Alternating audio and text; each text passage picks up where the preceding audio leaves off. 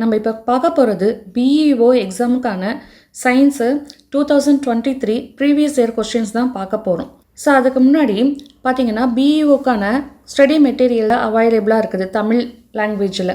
சரிங்களா, வீடியோ கிளாஸஸும் அவைலபிளாக இருக்குது இப்போ கரண்ட் இயருக்கான பிஇஓ எக்ஸாமுக்கு. சரிங்களா, ஸோ இதில் பார்த்தீங்கன்னா லாஸ்ட் இயர் அதாவது 2023 லாஸ்ட் எக்ஸாம் பிஇஓ அப்போ தான் நடந்திருக்குது 2023. அதில் பார்த்தீங்கன்னா சயின்ஸில் ஃபிசிக்ஸில் மட்டும் 4 கொஷின்ஸ் கேட்டிருக்காங்க, கெமிஸ்ட்ரியில் 7 கொஷின்ஸ் கேட்டிருக்காங்க, பாட்னியில் 3 கொஷின்ஸ் கேட்டிருக்காங்க, ஜுவாலஜியில் 6 கொஷின்ஸ் கேட்டிருக்காங்க. ஓகேங்களா, ஸோ அந்த கொஷின்ஸ் வித் ஆன்சரோட ஒரு எக்ஸ்ப்ளனேஷனான அனலைசிஸ் வீடியோ தான் நம்ம இப்போ பார்க்க போகிறோம். சரிங்களா, ஸோ இதில் பார்த்தீங்கன்னா ஃபஸ்ட்டு கொஷின்ஸ் அதாவது 85 இருக்கிறாங்க. இது சயின்ஸ் கொஷின்ஸ் மட்டும் தான் நம்ம பார்க்குறோம். ஸோ 85 கொஷின்ஸ் பார்த்தீங்கன்னா ஒரு பாட்னி கொஷின்ஸு. கம்பளி மற்றும் பட்டுவை சாயமேற்ற பயன்படும் கமேலா சாயம் எந்த குடும்பத்திலிருந்து எடுக்கப்படுகிறது? ஓகேங்களா, ஸோ இதில் பார்த்தீங்கன்னா 4 ஆப்ஷன் கொடுத்துருக்காங்க. யூஃபோர்பியேசி, மியூசேசி, மால்வேசி, சொலனேசி. ஸோ இதெல்லாம் வந்து பார்த்தீங்கன்னா குடும்பங்களோட வகைகள். சரிங்களா, ஸோ இதில் கம்பளி மற்றும் பட்டுவை சாயமற்ற பயன்படும் கமேலா சாயம் எந்த குடும்பத்திலேருந்து எடுக்கப்படுகிறது அப்படின்னு பார்த்தீங்கன்னா யூஃபோர்பியேசி சொல்லலாம். ஏன் யூஃபோர்பியேசி சொல்கிறோம் அப்படின்னு சொல்லி பார்த்தீங்கன்னா யூஃபோர்பியேசி அப்படின்னு நம்ம எடுத்துக்கிட்டாலே ஒரு பூக்கும் தாவரத்தில் இருக்கிற ஒரு பெரிய ஃபேமிலி தான் யூஃபோர்பியேசி. சரிங்களா, ஸோ இது பார்த்தீங்கன்னா மூலிகை, புதர், மரங்கள், கொடிகள் அந்த மாதிரி இருக்கிற ஒரு சதைப்பற்று இருக்கிற தாவரங்கள் உட்பட எல்லாமே இதுக்குள்ளார அடங்கும் யூஃபோர்பியேசி அப்படின்னா. ஸோ இந்த யூஃபோர்பியேசிலேருந்து நம்ம என்னெல்லாம் யூஸ் பண்ணுறாங்க அப்படின்னு சொல்லி பார்த்தீங்கன்னா எண்ணெய், ஓகேங்களா, மெழுகு, மருந்து பொருட்கள், சரிங்களா, மருந்து.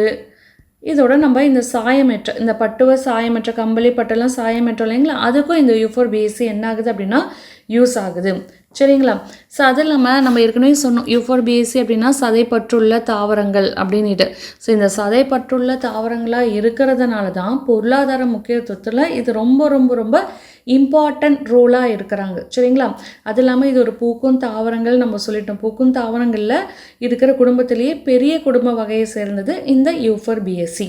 சரிங்களா, ஸோ நெக்ஸ்ட் கொஸ்டின்ஸ் பார்த்தீங்க அப்படின்னா கால் மற்றும் வாய் கோமாரி நோயை கால்நடைகளுக்கு உண்டு பண்ணும் நோய் காரணி.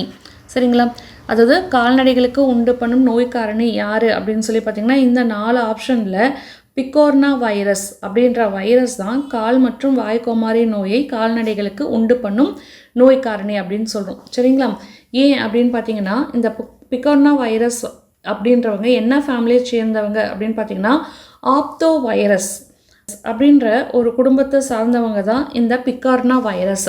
சரிங்களா, ஸோ இது என்ன பண்ணுது அப்படின்னு சொல்லி பார்த்தீங்கன்னா ஏற்கனவே நம்ம சொன்ன மாதிரி தான் கால்நடைகளுக்கு கோமாரி நோய் அப்படின்ற ஒரு நோயை உண்டு பண்ணுது. கோமாரி நோய் அப்படின்றது இங்கிலீஷில் நம்ம என்ன சொல்கிறோம் அப்படின்னா ஃபுட் அண்ட் மவுத் டிசீஸ்ன்னு சொல்லுவாங்க.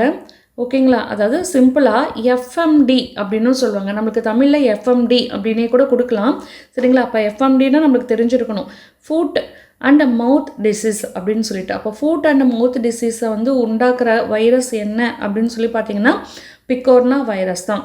சரிங்களா, இந்த பிகோர்னா வைரஸ் அனிமல்ஸ்குள்ளார போனதுக்கப்புறம் என்ன ஆகுது அப்படின்னு சொல்லி பார்த்தீங்கன்னா அந்த அனிமல்ஸோட அதாவது மாடுங்களுக்கு மட்டும் கால்நடைங்களுக்கு மட்டும் சொல்ல முடியாது, எல்லா அனிமல்ஸ்க்கும் இது இந்த வைரஸ் வந்து என்ன பண்ணுது அப்படின்னா நோயை உண்டாக்குது. என்ன அப்படின்னா இந்த வைரஸ் வந்து அனிமல்ஸ்குள்ளார போனதுக்கப்புறம் அனிமல்ஸ் மேலே கொப்பளம் வர்ற மாதிரி காய்ச்சல், அது அவங்களோட இப்போ நம்மளுக்கு பசுமாடு அப்படி எடுத்துக்கிட்டோம் அப்படின்னா அவங்களோட பால் உற்பத்தி வந்து குறையுது, இல்லை கன்றுக்குட்டி ஈந்துச்சு அப்படின்னா அது இறந்து பிறக்கிறது. இந்த மாதிரி பிரச்சனையெல்லாம் இந்த கோமாரி நோய் அதாவது பிகோர்னா வைரஸால் ஏற்படுது. ஓகேங்களா, ஸோ நெக்ஸ்ட்டு டயாபெட்டிஸ் இன்சிபிடஸ் இதன் குறைபாடு காரணமாகும். ஸோ டயாபெட்டிஸ் இன்சிபிடஸ் அப்படின்றது எதோட குறைபாடு அப்படின்னு சொல்லி பார்த்தீங்கன்னா நம்மளுக்கு வாசோப்ரெசின் சுரப்பு. சரிங்களா, வாசோப்ரெசின் சுரப்பால் தான் நம்மளுக்கு இந்த டயாபெட்டிஸ் இன்சிபிடஸ் அப்படின்ற ஒரு குறைபாடு அது இவங்களோட குறைபாடு இருக்கிறதுனால இந்த நோய் ஏற்படுறதுக்கு நிறைய காரணமாக இருக்குது. சரிங்களா, வாசோப்ரின் அப்படின்றது என்ன அப்படின்னு சொல்லி பார்த்தீங்கன்னா இது ஒரு மைய நீரிழிவு. ஓகேங்களா, மைய நீரிழிவு நோய்க்கான காரணம். ஓகேங்களா, இதில் பார்த்தீங்கன்னா பாலியூரியா, பாலிடிப்ஷியா இதனால தான் உருவாகுது. பாலியூரியா அப்படின்னா நிறையா என்னது கண்ட்ரோல் இல்லாமல் யூரின் போகிறது, பாலிடிப்சியா அப்படின்னா அதிகமாக தாகம் எடுக்கிறது, இதெல்லாம் இந்த ரீசனால் அந்த வாசோப்ரெயின் சுரப்பு நடக்குது இல்லைங்களா, அதனால் வந்து உருவாகலாம். சரிங்களா? பாலிடிப்சியா அப்படின்றது அதிக தாகம் எடுக்கிறது. அதே மாதிரி பாலியூரியா. ஸோ பாலியூரியா அப்படின்றது பார்த்திங்கன்னா அதிக சிறுநீர் வெளியேறது, இதெல்லாம் ரீசனாக இருக்குது. எதனால் அப்படின்னா இந்த வாசோப்ரெயின் சுரப்பதுனால தான். சரிங்களா? ஸோ இந்த வாசோப்ரெயின் சுரப்பு எதிலிருந்து கட்டுப்படுத்தலாம் அப்படின்னு சொல்லி பார்த்தீங்கன்னா டெஸ்மோப்ரெசின் அப்படின்ற சிகிச்சை மூலமாக இதை நம்ம கட்டுப்படுத்தலாம். சரிங்களா? டெஸ்மோப்ரெசின் அப்படின்ற ஒரு சிகிச்சை மூலமாக சரிங்களா இவங்களோட சுரப்பை நம்ம கட்டுப்படுத்தணும் அப்படின்னா இந்த டயாபெட்டிஸ் இன்சிபிடஸ் வராமல் நம்ம தடுக்கலாம். சரிங்களா? So next question, steroid metabolism நடைபெறும் செல்லுறுப்பு.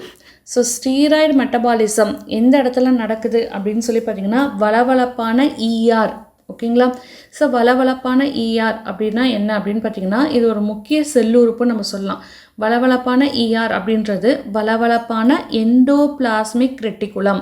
சரிங்களா? இங்கே பாருங்கள், வளவளப்பான எண்டோபிளாஸ்மிக் ரெட்டிகுலம். சரிங்களா? ஸோ இதை தான் நம்ம ER அப்படின்னு சிம்பிளாக சொல்கிறோம். ER அப்படின்னா எண்டோபிளாஸ்மிக் ரெட்டிகுலம். சரிங்களா? ஸோ இங்கே தான் நம்மளுக்கு என்ன இருக்குது அப்படின்னு சொல்லி பார்த்தீங்கன்னா ஸ்டீராய்டு மெட்டபாலிசம், அதாவது ஸ்டீராய்டு உற்பத்தி. மெட்டபாலிசம் அப்படின்னா ஸ்டீராய்டு சிந்தசிஸ், ஸ்டீராய்டை வந்து உற்பத்தி பண்ணுற இடமா இருக்குது. ஓகேங்களா? எண்டோபிளாஸ்மிக் ரெட்டிகுலம், அதாவது ஸ்மூத் இங்கிலீஷில் என்ன சொல்லலாம் அப்படின்னு பார்த்தீங்கன்னா ஸ்மூத் எண்டோபிளாஸ்மிக் ரெட்டிகுலம். இது ஸ்டீராய்டு வந்து உற்பத்தி பண்ணுற இடமா இருக்குது. சரிங்களா? Next matched. சரிங்களா? கண்டிப்பாக வந்து நம்மளுக்கு சயின்ஸ் வந்து 30 கொஸ்டின்ஸ் இருக்குது அப்படின்னா அட்லீஸ்ட் 2 மேட்ச்ட்டாச்சும் உள்ளார மாட்டிடும். சரிங்களா? இந்த மேட்ச்ட் பாருங்கள் ரொம்பவே ஈஸியாக இருக்குது. யாரோ ஒருத்தரை நல்லா தெரிஞ்சிருந்தாலே போதும், ஈஸியாக நம்ம பாயிண்ட் அவுட் பண்ணிடலாம். ஓகேங்களா? இங்கே பாருங்கள், இதுக்கான ஆன்சர் வரிசை A வரிசைனை 2 உடன் பொறுத்துக்க. ஓகேங்களா? ஸோ பாருங்கள், ஆப்ஷன் C கொடுத்துருக்குறோம். அதாவது Aக்கு 1 பாசினியம் கார்பசல். ஓகேங்களா? Aக்கு 1 அப்படின்னும் பொழுது வலி உணர்வி. சரிங்களா? Bக்கு 3 மைசினரின் கார்பசல் தொடு உணர்வி. சரிங்களா? நெக்ஸ்ட்டு Cக்கு 4 லொராசினின்ஸ் பிதுக்கம். சரிங்களா? Cக்கு 4 அப்படின்னு பார்க்கும்பொழுது வெப்ப உணர்வி. ஓகேங்களா? ஜாக்கப்சனின் உறுப்பு அப்படின்னும் பொழுது நுகர்ச்சி. சரிங்களா? ஸோ இதில் இந்த ஆப்ஷன் பாருங்கள் எங்கேயுமே இருக்காது. Aக்கு 1 அப்படின்னும் பொழுது யாரும் ஒருத்தர் தெரிஞ்சிருந்தாலே போதும், இந்த ஆப்ஷன் நம்ம கரெக்டாக சொல்லலாம். ஸோ இதில் காமனாக நம்மளுக்கு தெரியறது என்ன அப்படின்னு சொல்லி பார்த்தீங்கன்னா இந்த லொரான்சியன் பிதுக்கம் அப்படின்னு நம்ம சொல்கிறோம் இல்லைங்களா?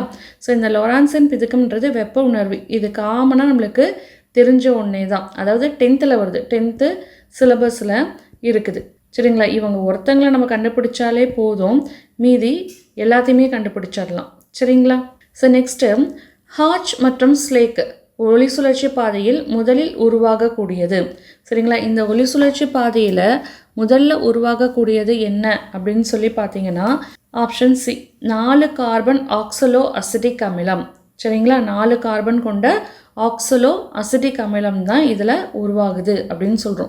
ஓகேங்களா? இந்த ஹார்ச் மற்றும் ஸ்லேக் ஒளி சுழற்சி பாதையில் என்ன உருவாகுது அப்படின்னு பார்த்தீங்கன்னா 4 கார்பன் கொண்ட ஆக்சலோ அசிட்டிக் அமிலம். அப்படின்னா இதில் பார்த்தீங்கன்னா ஆக்சலோ அசிட்டிக் அமிலத்தில் 4 கார்பன் இருக்கிற ஒரு கரிம அமிலத்தை தான் நம்ம ஆக்சலோ அசிட்டிக் அமிலம்னு சொல்கிறோம். சரிங்களா?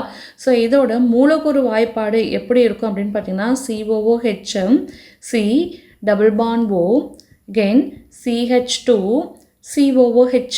ஸோ இந்த மாதிரி தான் இருக்கிறாங்க. பாருங்கள் 4 கார்பன் இருக்காங்களா? ஸோ இந்த 4 கார்பன் இருக்கிறதுனால தான் நம்ம இதை என்னன்னு சொல்கிறோம், 4 கார்பன் கொண்ட ஆக்சலோ அசிட்டிக் அமிலம் அப்படின்னு சொல்கிறோம். நெக்ஸ்ட்டு ஹார்ச் மற்றும் ஸ்லேக் ஒளி சுழற்சி பாதை அப்படின்னு சொல்கிறோம். ஸோ இந்த ஒளி சுழற்சி பாதை அப்படின்றது என்ன அப்படின்னு சொல்லி பார்த்தீங்கன்னா CO2 நிலைநிறுத்துகிற முதல் நிலை காரணியாக இருக்கிற ஒரு ஒளிச்சேர்க்கை தான். சிம்பிளாக இதை C4 ஒளி சுழற்சி அப்படின்னு சொல்லுவாங்க. ஏன்னா 4 கார்பன் இருக்காங்க இல்லைங்களா, அதனால் இதை C4 ஒளி சுழற்சி அப்படின்னு சொல்லலாம். சரிங்களா? ஸோ இங்கே என்ன நடக்குது அப்படின்னு சொல்லி பார்த்தீங்கன்னா அந்த ஒளி சுழற்சி நடக்கும் பொழுது CO2 அதாவது கார்பன் டை ஆக்சைடை நிலைநிறுத்தம் செய்யறாங்க. சரிங்களா? தாவரங்கள் நிலைநிறுத்தம் செய்யுது. ஸோ அதனால தான் இதை வந்து நம்ம ரொம்ப இம்பார்ட்டன்ட் ஒன்றா நம்ம பார்க்குறோம். சரிங்களா? ஸோ இதில் சிட்ரிக் அமில சுழற்சியும் இல்லை சில வளர்ச்சிதை மாற்ற பாதைகளும் முக்கிய பங்காக இருக்கிறாங்க இந்த ஒரு சைக்ளிக் ப்ராசஸில். சரிங்களா? ஸோ இது பார்த்தீங்கன்னா ஒரு டைகார்பாக்சிலிக் அமிலம். இங்கே பாருங்கள் 2 COOH இருக்கிறாங்க. இது ஒரு டைகார்பாக்சிலிக் அமிலம். சரிங்களா? அதாவது இவங்களோட பாஸ்போ ஈனால் பைருவேட் அதாவது பெப்புடன் கார்பன் டை ஆக்சைடு சேர்ந்து உருவாகுது. இந்த சுழற்சியில் பெப் அப்படின்ற ஒரு பொருளும் CO2வும் ஃபார்ம் ஆகுறாங்க. பெப் அப்படின்றது என்ன அப்படின்னு சொல்லி பார்த்தீங்கன்னா பாஸ்போ ஈனால் பைருவேட். பாஸ்போ ஈனால் பைருவேட். சரிங்களா? இதுவும் இம்பார்ட்டன் தான். பாஸ்போ ஈனால் பைருவேட். அப்போது இந்த ஒரு கொஸ்டின்ஸில் பாருங்கள் ஏகப்பட்ட ஆன்சர் இருக்குது. சரிங்களா? ஹார்ச் மற்றும் ஸ்லேக் ஒளி சுழற்சி பதில் முதலில் உருவாக்கக்கூடியது 4 கார்பன் ஆக்சலோ அசிட்டிக் அமிலம் தான். சரிங்களா? இந்த 4 கார்பன்றது நம்மளுக்கு C4ன்னு தெரிஞ்சிருக்கணும். இந்த மூலக்கூறு வாய்ப்பாடு தெரிஞ்சிருக்கணும். இதில் CO2 தான் உருவாகுது மெயின் அப்படின்னு சொல்லி தெரிஞ்சிருக்கணும். CO2 கூட உருவாகிறது யார் அப்படின்னு பார்த்தீங்கன்னா பெப்பு பாஸ்போ ஈனால் பைருவேட் தெரிஞ்சிருக்கணும். சரிங்களா? இப்போ பாருங்கள் 4 கொஸ்டின்ஸ் நம்மளுக்கு இதில் கனெக்ட் ஆகுது வித் ஆன்சரோட. சரிங்களா? ஸோ நெக்ஸ்ட்டு கீழ்கண்ட தாவரங்களில் எது பற்றுக்கொடி வகையை சார்ந்தது? சரிங்களா? ஸோ பற்றுக்கொடி வகையை சார்ந்தது என்ன அப்படின்னு சொல்லி பார்த்தீங்கன்னா நம்மளுக்கு இதில் ஆப்ஷன் சி சொலானம் டல்கேமரா. சரிங்களா? சொலேனம் டல்கேமரா அப்படின்றது உருளைக்கிழங்கு தக்காளி அப்படி இருக்கிற வகையை சேர்ந்தது தான். சொலேனிசி குடும்பத்தை சார்ந்த உடனே தான் சொலேனம் டல்கேமரா அப்படின்றது. இது பற்றுக்கொடி அப்படின்றது ஒரு கொடி வகை தான். சரிங்களா? இது இங்கிலீஷில் நம்ம என்ன சொல்லலாம் அப்படின்னு சொல்லி பார்த்தீங்கன்னா பிட்டர் ஸ்வீட் நைட் சைடு அப்படின்னும் சொல்லுவாங்க சில டைம். சரிங்களா? இங்கே பாருங்கள் bitter sweet night shade. So இதுக்கு ஒரு பெட் நேம் மாதிரின்னு வச்சுக்கோங்களேன் அப்படின்னு கேட்கலாம். இல்லை கிளைம்பிங் நைட் ஷேடு அப்படின்னு சொல்லுவாங்க. கிளைம்பிங் தமிழ்லேயே இப்படியே தான் இருக்கும். Climbing night shade. சரிங்களா? இதுக்கு இன்னொரு நேம் நம்ம எப்படி சொல்லலாம் டல்கேமரா அப்படின்னு டைரக்ட் ஆன்சர். ஓகேங்களா? இன்டைரக்ட் ஆன்சர் அப்படின்னு சொல்லி பார்த்தீங்கன்னா பிட்டர் ஸ்வீட் நைட் சைடு அப்படின்னு சொல்லலாம். இல்லை கிளைம்பிங் நைட் சைடுன்னு சொல்லலாம். ஆக மொத்தத்தில் பற்றுக்கொடி வகையை சார்ந்தது இந்த 4 பேத்தில் யார் அப்படின்னு சொல்லி பார்த்தீங்கன்னா இந்த சொலேனம் டல்கேமரா தான். சரிங்களா? ஸோ இதோட பூர்வீகம் எங்கே அப்படின்னு சொல்லி பார்த்தீங்கன்னா ஐரோப்பாவில் தான் இது அதிகமாக வந்து காணப்பட்டுச்சு. அங்கே தான் இவங்களுக்கு இந்த பேரும் வச்சுருக்காங்க சொலேனம் டல்கேமரா அப்படின்ற மாதிரி. சரிங்களா? ஸோ நெக்ஸ்ட்டு அடுத்த கொஷின் கீழே கொடுக்கப்பட்டுள்ள அமைப்பு எந்த அமைப்பு ஓர் உரிமைப்படி கொண்டு இயங்கும்? ஓர் உரிமைப்படிகள் கொண்டு இயங்கும் எது அப்படின்னு சொல்லி பார்த்தீங்கன்னா இதில் தனி ஊசலும் ஓர் உரிமைப்படி கொண்டு தான் இயங்கும். எடை ஏற்றப்பட்ட கம்பி சுருள் எல்சி சுற்று ஆக மொத்தத்தில் இவங்க எல்லாருமே ஓர் உரிமைப்படிகள் கொண்டு இயங்கும். சரிங்களா? அதாவது ஒரு நூலில் மட்டுமே இந்த ஊசலாட்டம் இருக்கும். சரிங்களா? அந்த மாதிரி இருக்கிறது என்ன அப்படின்னு சொல்லி பார்த்தீங்கன்னா இவங்க 3 பேத்தையும் நம்ம சொல்லலாம். ஸோ நெக்ஸ்ட் கொஸ்டின் எபினெப்ரின் எக்ஸ் நரம்பினை தூண்டுகிறது மற்றும் அசிட்டைல் கோலின் ஒய் நரம்பினை தூண்டுகிறது. எக்ஸ் மற்றும் ஒய் முறையே. சரிங்களா? ஸோ இவங்க 2 பேத்தில் எக்ஸும் ஒய்யும் யார் அப்படின்னு சொல்லி பார்த்தீங்கன்னா ஒன்று பரிவு நரம்பு, இன்னொன்று துணைப்பரிவு நரம்பு. ஓகேங்களா? ஸோ இதில் எபினெப்ரின் அப்படின்றவங்க எந்த நரம்பினை தூண்டுறாங்க அப்படின்னு சொல்லி பார்த்தீங்கன்னா இவங்களோட வேலை பரிவு நரம்பு தூண்டுறது. சரிங்களா? அசிட்டைல் கோலினோட வேலை என்ன அப்படின்னா துணைப்பரிவு நரம்பை தூண்டுறது. சரிங்களா? ஸோ பரிவு நரம்பு மண்டலம் அப்படின்றது என்ன அப்படின்னு சொல்லி பார்த்தீங்கன்னா ஒரு அவசர நிலைக்கு உடம்பை தயார்படுத்துகிற வேலை தான் பரிவு நரம்பு மண்டலத்தோட வேலை. சரிங்களா? அதாவது இப்போ என்ன ஒரு பயமாக இருக்கிற ஒரு விஷயத்தை நம்ம பார்த்தோன்னே இதை துடுப்பு படப்படன்னு அடிக்குது இல்லைங்களா? அந்த மாதிரி இருக்கும் பொழுது இந்த பரிவு நரம்பு மண்டலம் தான் ஒர்க் ஆகுது. சரிங்களா? அதே மாதிரி சுவாசத்தை வேகப்படுத்துறது, மூச்சு அதிகமாக படிக்கட்டு ஏறும் பொழுது நம்மளுக்கு மூச்சு அதிகமாக வாங்கும், இல்லை ஓடும் பொழுது மூச்சு வாங்கும். அப்பையும் இந்த பரிவு நரம்பு மண்டலத்தால் தான் இந்த வேலை எல்லாமே நடக்குது. இந்த வேலையெல்லாம் செய்கிறது, இந்த செயல்களை செய்கிறது யார் அப்படின்னு சொல்லி பார்த்தீங்கன்னா பரிவு நரம்பு மண்டலம். அந்த பரிவு நரம்பு மண்டலத்தை வேலை செய்ய வைக்கிறது யார் அப்படின்னு சொல்லி பார்த்தீங்கன்னா இந்த எபினெப்ரின் தான். சரிங்களா? அதுக்கு நேர்மாறாக இருக்கிறவங்க தான் துணைப்பரிவு நரம்பு மண்டலம். சரிங்களா? என்ன அப்படின்னா நம்ம உடம்பு அப்படியே ரெஸ்ட்டுக்கு கொண்டு போயிடுவாங்க, ஓய்வு நிலைக்கு கொண்டு வந்து செரிமானத்தை அதிகப்படுத்துறது, இதய துடிப்பை குறைக்கிறது, இந்த மாதிரி அமைதிப்படுத்துகிற செயலை எல்லாம் செய்யறது இந்த துணைப்பரிவு நரம்பு மண்டலம். சரிங்களா? என்னதான் பேர் ஒரே மாதிரி இருந்தாலும் பரிவு நரம்பு மண்டலத்துக்கும் துணைப்பரிவு நரம்பு மண்டலத்துக்கும் ஆப்போசிட் செயல் தான் இருக்குது. சரிங்களா? ஸோ இது வந்து பார்த்திங்கன்னா இந்த துணைப்பரிவு நரம்பு மண்டலத்தை தூண்டுறது யாருன்னா அசிட்டைல் கோலின். சரிங்களா? அவங்க ஒய். சரிங்களா? ஸோ நெக்ஸ்ட் கொஷின்ஸ் என்ன அப்படின்னு பார்த்தீங்கன்னா 94. இது பின்வருவனவற்றில் குறுக்கீட்டு விளைவினை காட்டாது. சரிங்களா, குறுக்கீட்டு விளைவை காட்டாதது எது அப்படின்னு சொல்லி பார்த்தீங்கன்னா ஃப்ரானல் ஈராடி முறை. சி, ஆப்ஷன் சி, ஃப்ரானல் ஈராடி முறை. சரிங்களா, ஸோ குறுக்கீட்டு விளைவு அப்படின்னா என்ன? அலைகளோட குறுக்கீட்டு விளைவு அப்படின்றது பார்த்தீங்கன்னா 2 அலைகள் சேர்ந்து இல்லை இணைஞ்சு, சரிங்களா, ஒரு புதிய அலையை உருவாக்குறத தான் நம்ம என்னன்னு சொல்கிறோம், அலைகளோட குறுக்கீட்டு விளைவு அப்படின்னு சொல்கிறோம். சரிங்களா, அதாவது ஒரே அலைநீளம் கொண்ட அலைகள் குறுக்கீடு செய்கிறதுனால என்னென்னலாம் உருவாகுது அப்படின்னு சொல்லி பார்த்தீங்கன்னா விளைவு வீச்சு உருவாகலாம், குறுக்கீடும் அலைகளோட வீச்சுகளோட கூட்டுத்தொகை சமமாக இருக்கலாம், சம அலைநீளமோ இல்லை கட்ட வேறுபாடுகளோ இது எல்லாமே உருவாகலாம். சரிங்களா, சப்போ 2 அலைகள் ஒரே ஊடகத்தில் செல்லும் பொழுது என்ன ஆகுது அப்படின்னு பார்த்தீங்கன்னா பல்வேறு புள்ளிகள் மேற்பொருந்தும். சரிங்களா, அதாவது ஒன்றும் இல்லை, இங்கே பாருங்கள், இந்த மாதிரி 2 அலை ஒரே ஊடகத்தில் செல்லுது அப்படின்னு சொல்லி பார்த்தீங்கன்னா அவங்களுக்கு பல்வேறு புள்ளிகள் ஒவ்வொன்று இந்த இடத்துல இங்கே கிராஸ் ஆகுறாங்க, இங்கே கிராஸ் ஆகுறாங்க, இங்கே கிராஸ் ஆகுறாங்க. சரிங்களா, ஸோ இதை தான் நம்ம என்னன்னு சொல்கிறோம், குறுக்கீட்டு விளைவு அப்படின்னு சொல்கிறோம்.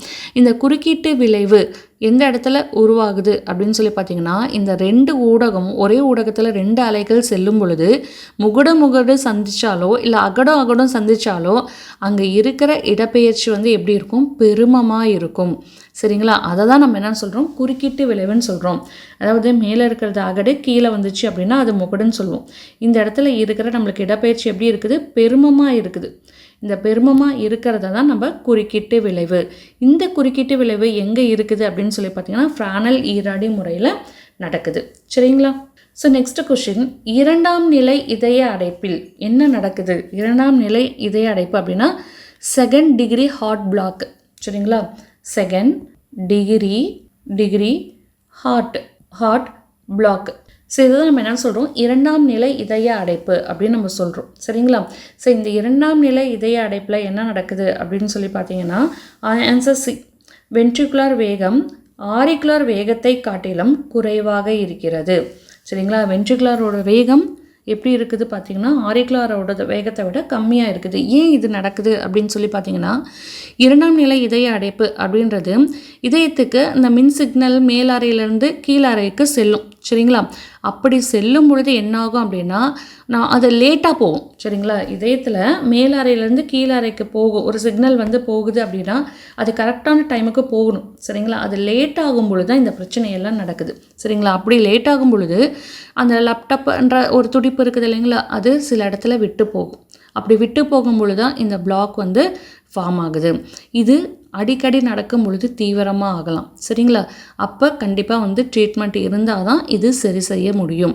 சரிங்களா, இதனால் இதய துடிப்பு குறையும், சோர்வு, தலை சுற்றல், மயக்கம், இந்த மாதிரி சில சிம்டம்ஸ்லாம் உருவாகலாம். சரிங்களா, ஆக மொத்தத்தில் இங்கே பாருங்கள், வென்ட்ரிகுலர் வேகம் ஆரிகுலர் வேகத்தை காட்டிலும் குறைவாக இருக்குது அப்படின்றது இவங்க மேல் அறையில் இருக்கிறாங்க. சரிங்களா, இவங்க கீழ் அறையில் இருக்கிறாங்க. மேல் அறையிலேருந்து கீழ் அறைக்கு சிக்னலை எடுத்துகிட்டு போகும்பொழுது குறையுது, அப்போ துடிப்பு கம்மியாகுது. இதே தான் நம்ம என்னன்னு சொல்கிறோம், second degree of heart block, 2ஆம் நிலை இதய அடைப்பு அப்படின்னு நம்ம சொல்கிறோம். சரிங்களா, ஸோ நெக்ஸ்ட் கொஸ்டின், தனிம வரிசை அட்டவணையில் பி தொகுதி தனிமங்கள் பின்வரும் தொகுதியில் அமைந்துள்ளன. சரிங்களா, இது ஒரு கெமிஸ்ட்ரியிலேருந்து எடுத்த கொஷின்ஸு. பி தொகுதி தனிமங்கள் பொறுத்த வரைக்கும் நம்மளுக்கு 13ஆம் தொகுதியில் இருந்து 18வது தொகுதி வரைக்கும் இருக்கிறவங்க எல்லாமே பி தொகுதி தனிமங்கள் தான். சரிங்களா, அந்த 13ஆம் தொகுதியில் 3B 4A 5A 6A 13லேருந்து இருக்கிறவங்க. சரிங்களா, அதாவது போரான் ஃபேமிலி, போரான் குடும்பம். சரிங்களா, அடுத்தது கார்பன் குடும்பம், கார்பன், ஆக்சிஜன் குடும்பம். சரிங்களா, நைட்ரஜன் குடும்பம், ஹாலஜன்ஸ் குடும்பம், அதுக்கப்புறம் இன்னட் கேஸ்.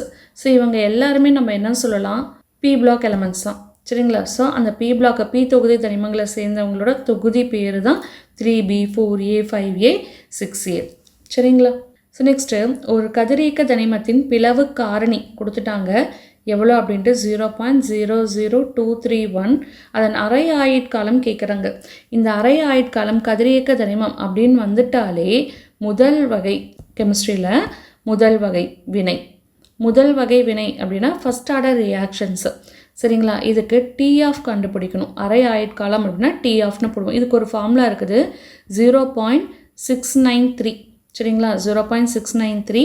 ஸோ இங்கே என்ன பண்ணுறோம் அப்படின்னா அதாவது இதோட அரை ஆயுட்காலம் நம்மளுக்கு வேணும். அப்போ 0.69693 சரிங்களா டிவைட் பை 0.00231 இதை டிவைட் பண்ணோம் அப்படின்னா நம்மளுக்கு 300 கிடைக்கும். சரிங்களா இது சிம்பிளாக எழுதிக்கலாம்.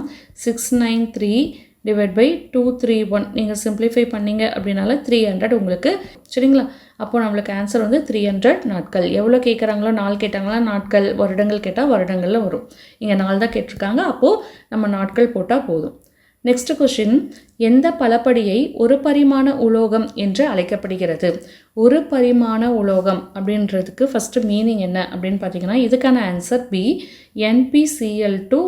சரிங்களா பரிமாண உலோகம் அப்படின்றது என்ன அப்படின்னா டைமென்ஷனல் மெட்டல் அப்படின்னு சொல்லுவோம். Dimensional metal. ஸோ அப்படின்னா என்ன அப்படின்னா மேக்ஸிமம் 2 டைமென்ஷனல் மெட்டலாக இருப்பாங்க.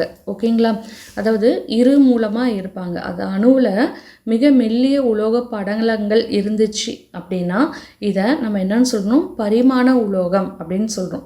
அதாவது இது 1ல் இருந்து 2 அணுக்கள் மட்டும் எப்படி இருக்கும் அப்படின்னா தடிமனாக இருக்கும். ஃபார் எக்ஸாம்பிள் பிஸ்மத்து, கேலியம், இவங்களை தவிர பிஸ்மத்து, கேலியம் இதிலெல்லாம் பார்த்தீங்கன்னா பரிமாண உலோகம் அப்படின்னு நம்ம சொல்லலாம். இவங்களை தவிர NpCl2n. ஓகேங்களா ஸோ இதில் நம்மளுக்கு தொழில்துறையில் வந்து அதிகமாக இவங்க ஒரு இம்பார்ட்டண்ட் ரோலாக இருக்கிறாங்க. சரிங்களா இந்த பண்புகளால் தான். ஸோ இங்கே கொடுத்துருக்கிறதுல இந்த பண்பு இருக்கிறது யார் அப்படின்னு சொல்லி பார்த்தீங்கன்னா நைட்ரஜன் பாஸ்பரஸ் டைக்ளோரைடு பலபடி அப்படின்னும் சொல்லிட்டாங்க.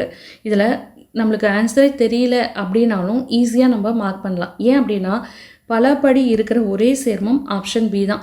வேறு யாருமே பலபடி கிடையாது. ஏன்னா இந்த இடத்துல என்னன்னு போட்டாங்கன்னா அவங்க தான் பலபடி. சரிங்களா அப்போ ஈஸியாக நம்ம இதை டிக் பண்ணிடலாம்.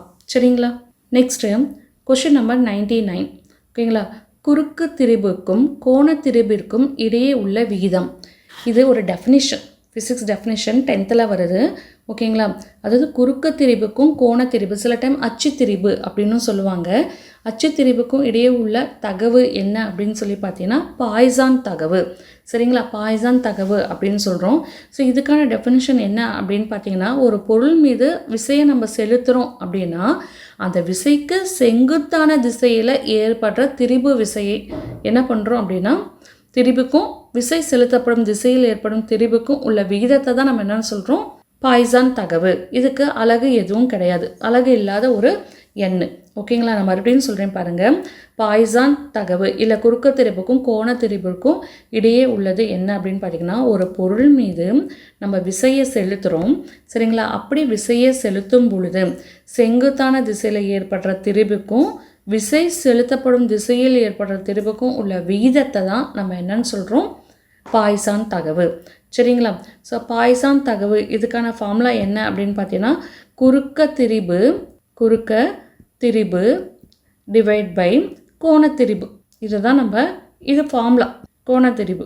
அப்படியே டைரெக்டாக பேசிக் கொஷின் இது பாய்சான் தகவு அப்படின்னு நம்ம சொல்லலாம். சரிங்களா ஸோ நெக்ஸ்ட் கொஷின், இதுக்கு அலகு எதுவுமே கிடையாது. ஓகேங்களா அலகு இல்லை, just definition, simple question. Next மூலக்கூறு பரிணாமத்தினை உறுதிப்படுத்திய சோதனை. மூலக்கூறு பரிணாமத்தை உறுதிப்படுத்தின சோதனை எது அப்படின்னு சொல்லி பார்த்தீங்கன்னா யூரே மற்றும் முல்லர் பரிசோதனை, ஆப்ஷன் சி சொல்லலாம்.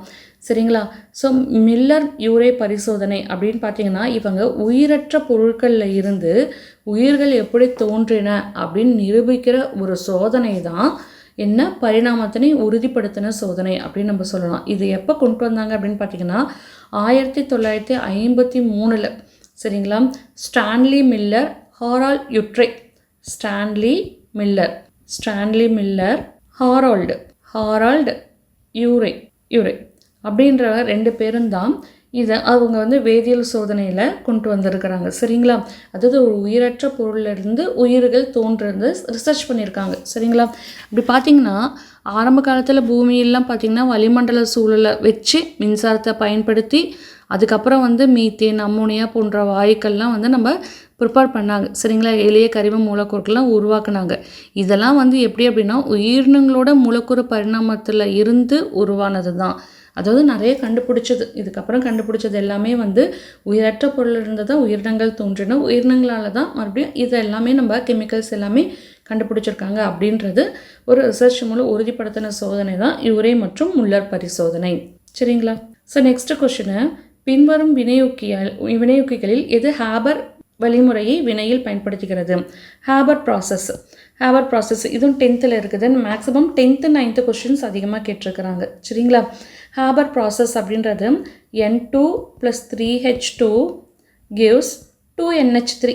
ஓகேங்களா? அம்மோனியா ப்ரிப்பரேஷன்ஸ், அம்மோனியா தயாரித்தல் வினை இது. சரிங்களா? அம்மோனியா பெருமளவு தயாரித்தல் வினை. ஸோ இதில் நம்மளுக்கு வினையூக்கியாக யார் பயன்படுறாங்க அப்படின்னா Fu2O3 தான் வினையூக்கியாக பயன்படுகிறாங்க. Answer D. இதுவும் டைரக்ட் கொஸ்டின்ஸ் தான். ஹேபர் ப்ராசஸ்ஸை வினையூக்கி நம்மளுக்கு தெரிஞ்சிருக்கணும். Fu2O3 எதுக்கு இங்கே வினையூக்கி போடுறோம் அப்படின்னு சொல்லி பார்த்தீங்கன்னா வினையோட வேகத்தை அதிகப்படுத்தி நம்மளுக்கு ப்ராடக்ட் அதிகமாக கிடைக்கணும். வினையூக்கியோட வேலை என்ன அப்படின்னு சொல்லி பார்த்தீங்கன்னா அவங்க வினையை டிஸ்டர்ப் பண்ண மாட்டாங்க, வினையோட வேகத்தை மட்டும் அதிகப்படுத்துவாங்க. சரிங்களா? அப்போ எனக்கு இங்கே ஆக்சுவலாக இது வந்து முன்னோக்கு வினையும் நடக்கும், பின்னோக்கு வினையும் நடக்கும். எனக்கு முன்னோக்கு வினை மட்டும் அதிகமாக நடந்து அம்மோனியா ப்ராடக்ட் மட்டும் எனக்கு அதிகமாக கிடைக்கணும் அப்படின்றதுக்காக போடக்கூடிய ஒரு வினையூக்கி தான் Fu2O3. சரிங்களா? நெக்ஸ்ட் கொஸ்டின், இரு அணுக்கள் ஒன்றையொன்று நெருங்கும் பொழுது ஈர்ப்பு விசை மற்றும் விலக்கு விசை ஏற்படுகிறது. சரிங்களா? ஸோ இதனால் என்ன நடக்குது அப்படின்னு பார்த்தீங்கன்னா ஆன்சர் பி. நிகர முடிவு ஈர்ப்பு அமைப்பின் மொத்த ஆற்றல் குறைகிறது. ஃபஸ்ட்டு 2 அணுக்கள் ஒன்றை ஒன்று நெருங்குது. சரிங்களா? அப்போ ஈர்ப்பு விசை ஏற்படுதுன்னு சொல்கிறோம்.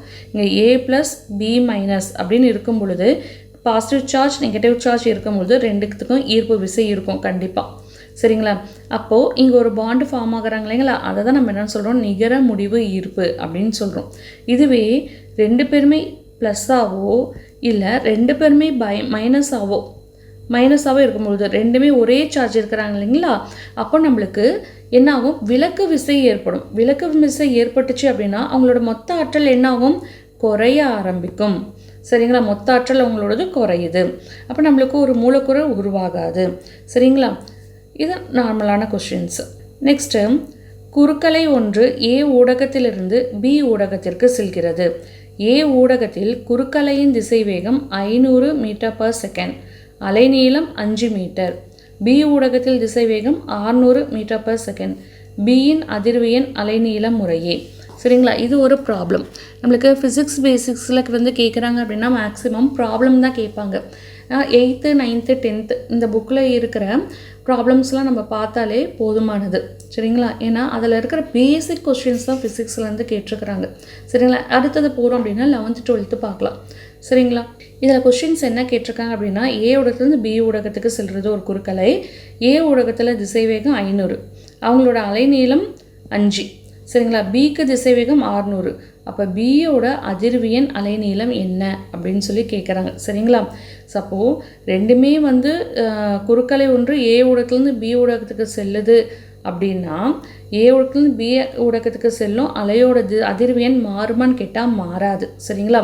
அப்போ Aக்கு என்னவோ அதே தான் Bக்கும் வரும். சரிங்களா? ஸோ அப்போ Aவோட அதிர்வெண் எவ்வளவோ அதே தான் Bக்கும். சரிங்களா? ஸோ அப்போது இங்கே நம்மளுக்கு பாருங்கள் 500 என்னது திசைவேகம், அதிர்வெண் கண்டுபிடிக்கிறதுக்கு 500 திசைவேகம் / அலைநீளம் போடணும். இதுதான் அதிர்வெண் நம்மளுக்கு. சரிங்களா? திசைவேகம் / 5 அலைநீளம். ஓகேங்களா? இப்போ நம்மளுக்கு எவ்வளோ வரும், 100. இது யாருக்கு, ஏவோட அதிர்வெண். ஏக்கு என்ன அதிர்வெண்ணோ அதே தான் பிக்கான அதிர்வெண். ஸோ அப்போ ஏவோட அதிர்வெண்ணும் பியோட அதிர்வெண்ணும் நம்ம கண்டுபிடிச்சிட்டோம். இவங்களோட அலைநீளம் அப்படின்னு சொல்லி வரும் பொழுது அலைநீளம் நம்ம என்னன்னு சொல்லலாம், திசைவேகம் / அலைநீளம். சரிங்களா? சப்போ 600 / 6. சரிங்களா? இது 100, அதாவது அதிர்வெண் இது. ஸோ நம்ம 600 / 100 போட்டோம் அப்படின்னா ஆன்சர் 6. அலைநீளம் வந்து 6ன்னு வரும். சரிங்களா? சப்போ ஏக்கு என்ன அதிர்வெண்ணோ அதே தான் பிக்கும் நம்ம அதிர்வெண்ணுன்னு எடுத்துக்கிட்டோம். சரிங்களா? எங்கள் அலைநீளம் வந்து கேட்குறது அலைநீளம் லாம்டா = 600ன்னு என்ன கொடுத்துருக்காங்கன்னா திசைவேகம்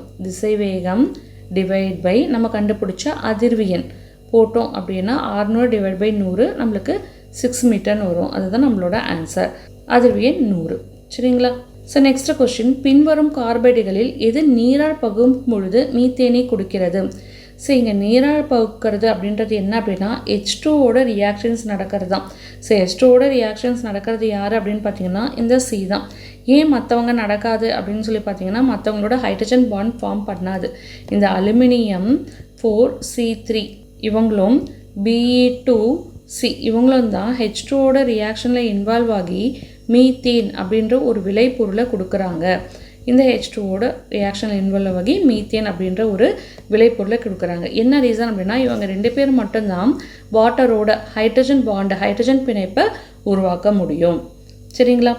ஸோ இதெல்லாம் 2023 BEOவில் கேட்ட சயின்ஸ்கோட கொஷின்ஸ் வித் ஆன்சர் நம்ம பார்த்துருக்கோம். சரிங்களா? ஸோ இந்த மாதிரி நிறையா கொஷின்ஸு வித் மெட்டீரியல்ஸ் அவைலபிளாக இருக்குது. ப்ளஸ் வீடியோ கிளாஸஸும் நிறைய அவைலபிளாக இருக்குது. சரிங்களா? ஸோ நீங்கள் யூஸ் பண்ணிவிட்டு இந்த BEO எக்ஸாமை நல்லா பண்ணுங்கள். சரிங்களா? தேங்க்யூ.